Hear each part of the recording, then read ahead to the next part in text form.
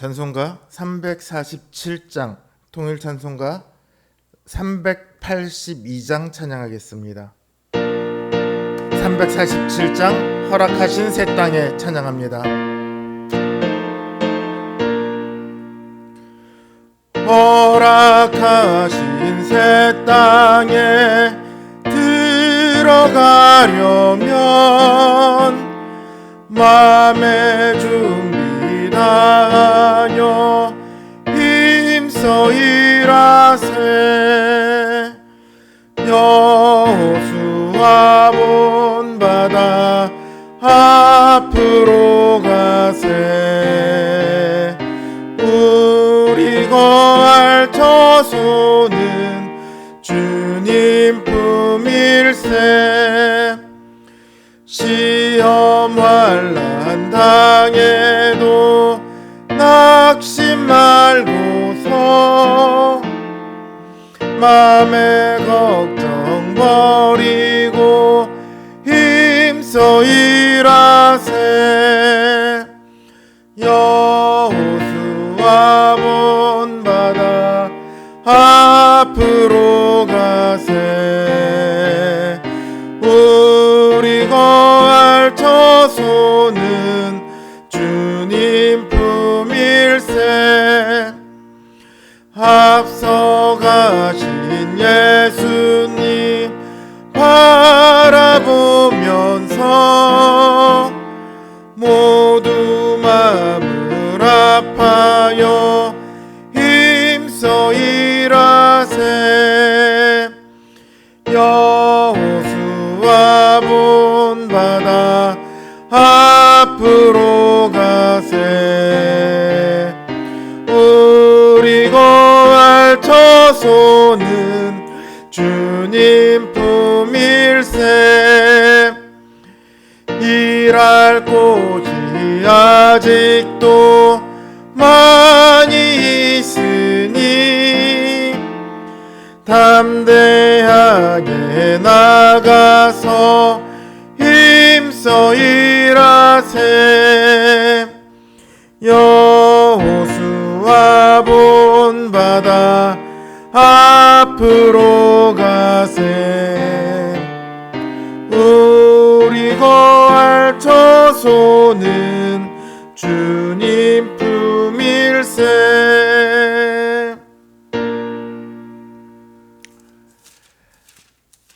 359장 통일찬송가 401장입니다. 359장 천성을 향해 가는 성도들아 찬양합니다.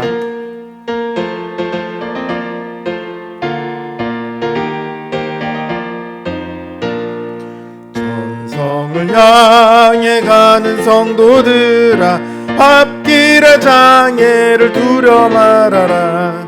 성령이 너를 인도하시리니 왜 지체를 하고 있느냐. 앞으로 천성을 향해 나가세. 천성문만 바라고 나가세. 모든 천사 너희를 영접하러 문 앞에 기다려 서 있네.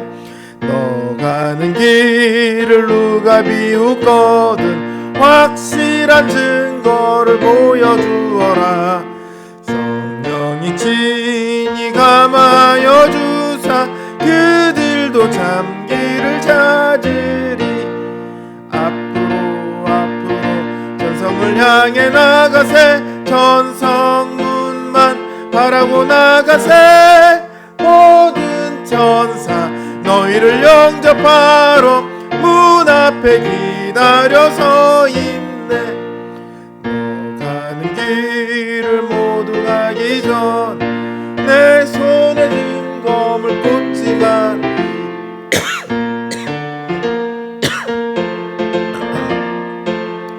까지 잘 싸워 이겨라.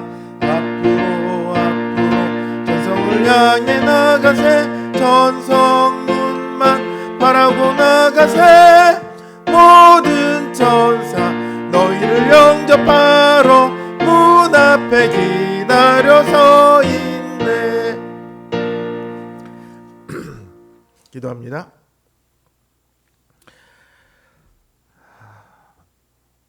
주님의 은혜를 우리가 확인하지 않고서는 참으로 하루하루를 살아가는 것이 쉽지가 않습니다.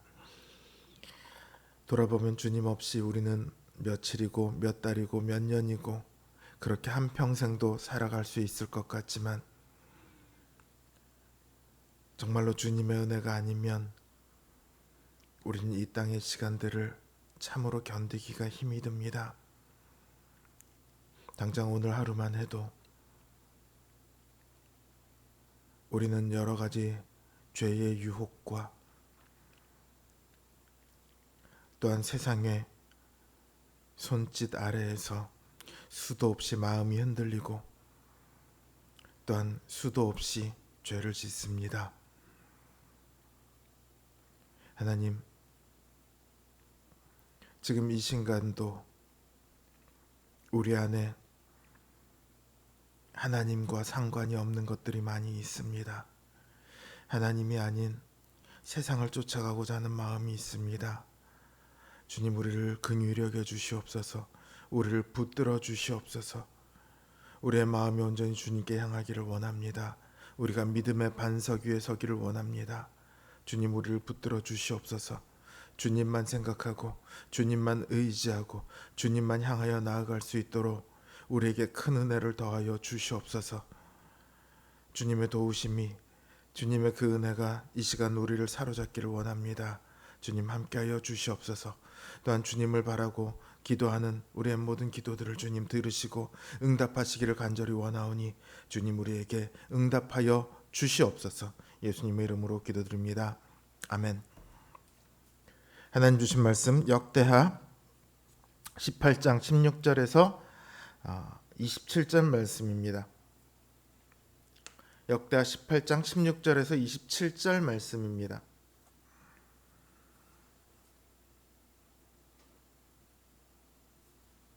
역대하 18장 16절에서 27절 말씀 제가 받들어 읽습니다. 그가 이르되 내가 보니 온 이스라엘이 목자 없는 양같이 산에 흩어졌는데 여호와의 말씀이 이 무리가 주인이 없으니 각각 평안히 자기들의 집으로 돌아갈 것이니라 하였나이다 하는지라. 이스라엘 왕이 여호사밧에게 이르되 저 사람이 내게 대하여 좋은 일로 예언하지 아니하고 나쁜 일로만 예언할 것이라고 당신에게 말씀하지 아니하였나이까 하더라. 미가야가 이르되 그런즉 왕은 여호와의 말씀을 들으소서. 내가 보니 여호와께서 그의 보좌에 앉으셨고 하늘의 만군이 그의 좌우편에 모시고 섰는데 여호와께서 말씀하시기를 누가 이스라엘 왕 아합을 꾀어 그에게 길르앗 라못에 올라가서 죽게 할까 하시니 하나는 이렇게 하겠다 하고 하나는 저렇게 하겠다 하였는데 한 영이 나와서 여호와 앞에 서서 말하되 내가 그를 꾀겠나이다 하니 여호와께서 그에게 이르시되 어떻게 하겠느냐 하시니 그가 이르되 내가 나가서 거짓말하는 영이 되어 그의 모든 선지자들의 입에 있겠나이다 하니 여호와께서 이르시되 너는 꾀겠고 또 이루리라. 나가서 그리하라 하셨은즉 이제 보소서 여호와께서 거짓말하는 영을 왕의 이 모든 선지자들의 입에 넣으셨고 또 여호와께서 왕에게 대하여 재앙을 말씀하셨나이다 하니 그나아나의 아들 시드기야가 가까이 와서 미가야의 뺨을 치며 이르되 여호와의 영이 나를 떠나 어디로 가서 내게 말씀하더냐 하는지라. 미가야가 이르되 내가 골방에 들어가서 숨는 바로 그날에 보리라 하더라. 이스라엘 왕이 이르되 미가야를 잡아 시장 아몬과 왕자 요아스에게로 끌고 돌아가서 왕이 이같이 말하기를 이놈을 옥에 가두고 내가 평안히 돌아올 때까지 고난의 떡과 고난의 물을 먹게 하라 하셨나이다 하니 미가야가 이르되 왕이 참으로 평안히 돌아오시게 된다면 여호와께서 내게 말씀하지 아니하셨으리이다 하고 또 이르되 너희 백성들아 다 들을지어다 하니라.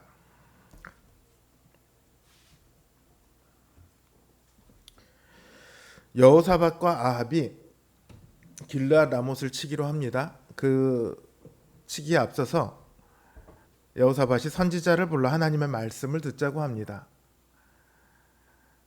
아합은 400명에 이르는 선지자들을 불러서 말하게 하죠. 이들은 하나같이 왕이 올라가시기만 하면 길르앗 라못을 이길 것입니다. 하나님께서 길르앗 라못을 왕의 손에 붙이셨습니다. 이렇게 말을 해요. 근데 여호사밧은 이들 외에 또 다른 하나님의 말씀을 듣기를 원합니다. 아합은 그래서 미가야 선지자를 불러요. 사실 아합은 미가야 선지자를 싫어합니다. 늘 듣기 안 좋을 말만 하거든요. 그래도 여호사밧이 원하니까 불러서 예언을 듣습니다. 그러자 미가야 선지자는 이렇게 예언합니다. 온 이스라엘이 목자 없는 양처럼 산에 흩어질 것입니다. 주인이 없으니 각자 평안히 자기 집으로 돌아갈 것입니다. 목자 없는 양이라는 말은요, 백성들이 왕을 잃을 것이라는 말입니다. 왕을 잃고 각자의 집으로 돌아갈 것이라는 거죠. 그런데 그 왕을 잃은 백성들이 집으로 돌아가긴 돌아가는데 평안히라는 말을 거기다 붙입니다. 전쟁에서 져서 왕을 잃었는데 평안히 돌아간다. 참 역설적이지 않습니까? 이 말은 이 전쟁 자체가 이스라엘의 평안을 깨뜨리는 무모한 일이었음을 뜻합니다. 아합은 오히려 이스라엘 백성들의 평안을 위협했고 그 아합 왕이 죽음으로써 백성들은 비로소 평안을 얻게 된다는 엄중한 예언이죠. 이어서 미가야는 하늘 보좌 앞에서 이루어지는 하나님의 어전회의 장면을 묘사합니다. 하나님께서 누가 아합을 꾀어 죽게 할까 하시자 한 영이 나와 말합니다. 제가 거짓말하는 영이 되어 모든 선지자들의 입에 있겠습니다. 하나님께서 너는 그대로 이루리라 나가서 그리하라 하고 허락하세요. 그러면서 여호와께서 거짓말하는 영을 모든 선지자들에게 넣으셨으며 여호와께서는 왕에게 화를 내리실 것입니다 하고 미가야가 말해요. 이 내용에 대해서 우리가 참 확실하게 말할 수는 없습니다. 도대체 이게 무슨 장면이지? 근데 욥기를 보았을 때도요, 거짓말하는 영인 사단이 하나님의 보좌 앞에서 하나님과 대화하는 장면이 나와요. 그러니까 이 거짓말하는 영은 아마도 사단일 것입니다. 사단은 아합을 꾀어서 죽게 만들 거예요. 그런데 그러면 아합은 사단 때문에 죽냐라고 묻는다면 그렇지는 않습니다. 이스라엘의 멸망을 두고요, 여러 가지 원인이 있겠지만 선지자들이 거짓말하는 영에 미혹이 되어서 백성들을 꾀어 잘못된 길로 인도해서 이스라엘이 멸망했다. 이런 사실이 있기는 하지만 그것이 원인은 아닙니다. 그 시대에요, 거짓 예언만 있던 것은 아니에요. 참된 선지자도 활동하고 있었어요. 그러니까 이스라엘에게 살 길은 분명히 열려 있었습니다. 거짓말하는 영이 문제가 아니고요, 그들이 하나님의 참된 말씀을 듣지 않기로 한 것이 문제였죠. 그들은 거짓의 영에 미혹되어서 하나님을 떠난 것이 아닙니다. 하나님을 떠났기 때문에 거짓의 영에 미혹되어서 멸망당한 거예요. 이와 마찬가지로 아합의 죽음 역시 거짓말하는 영 때문이 아닙니다. 이미 아합은 하나님을 떠나 있어요. 아합이 하나님을 떠났기 때문에 그는 거짓말하는 영에 사로잡히게 된 것이죠. 보시면 이미 하나님께서 아합을 죽이기로 하시고 방편을 구했을 때 거짓말하는 영이 나타납니다. 그러니까 아합이 하나님을 떠나서 죽게 된 것이 먼저고 그 방법으로 거짓말하는 영이 등장하는 거예요. 미가야가 이 말을 하고 나서요, 시드기야가 미가야의 뺨을 치면서 하나님의 영이 나와 함께 있는데 언제 나를 떠나서 너에게 그런 말을 했단 말이냐, 헛소리하지 마라, 이렇게 미가야를 몰아붙여요. 거짓말하는 영은요, 언제나 하나님의 말씀을 가장합니다. 태초에 에덴에서도 그렇고요, 오늘날 교회 안에서도 그렇습니다. 거짓말하는 영은 늘 하나님의 말씀을 가장해서 말합니다. 그러나 그 결과는 죽음일 뿐입니다. 오늘날 교회에 해를 끼치는 사람들도 보면 자신이 하나님의 뜻을 따라 일하고 있다고 말합니다. 그러나 실상은 교회를 다치게 하고 아프게 하는 일을 합니다. 거짓말하는 영에 사로잡히면요, 자기도 망하고 남들도 망하게 합니다. 그렇다고 신앙생활을 바르게 하고 있는 성도가 갑자기 거짓말하는 영에 사로잡히는 일은 없습니다. 자신 안의 욕심이 믿음을 이길 때, 자신의 이익이 하나님을 향한 사랑보다 앞설 때, 자신의 생각과 이성을 하나님의 말씀보다 더 신뢰할 때, 바로 그때 거짓말하는 영이 틈을 타고 들어오는 겁니다. 우리 모든 성도들은 영적 싸움을 합니다. 이 싸움은 죽고 사는 것이 달려있는 전쟁입니다. 우리가 하나님을 떠나면 우리는 거짓말하는 영에 사로잡혀 결국은 패배하고 죽음에 이르게 됩니다. 그러니 우리는 하나님을 구해야 합니다. 하나님의 진실된 말씀을 들어야 합니다. 우리의 온 마음과 눈과 귀가 하나님만을 향해야 합니다. 우리의 욕망이 우리를 이기게 내버려둬선 안 됩니다. 세상의 유혹이 우리를 사로잡게 하면 안 됩니다. 거짓말하는 영이 진리인 것처럼 가장하여 우리를 진리에서 멀어지게 하면 안 됩니다. 우리를 위한 참된 진리이시며 능력이신 성령님의 도우심을 구하십시오. 성령님만이 우리를 이 전쟁에서 이기게 하십니다. 우리를 승리하게 하시며 우리를 생명으로 이끄십니다. 성령님의 말씀에 귀를 기울이고 그 인도하심에 순종하여 늘 하나님 안에 거하며 평안을 누리는 우리 성도님들 되시길 주님의 이름으로 기원합니다. 이제 주신 말씀 생각하며 그리고 각자 기도의 제목을 놓고 이 시간 함께 기도하겠습니다.